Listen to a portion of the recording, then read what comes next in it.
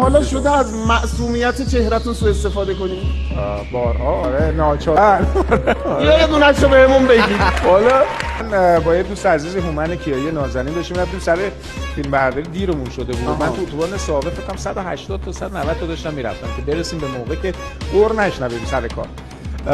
دیدم یه ماشین جلوی ما داره میره و تو لاین سرعت من هیچ چراغ بود با دست هیچ چراغ بود. دیدم یه ظاهرش یه ذره خاصه. هومن من این لباساشون خیلی شبیه هم بود. خب لابد ست کردم من دوباره دست بود فلان اینا. یهو دیدم یه دست اومد بیرون، این پلیس بزرگراه بود.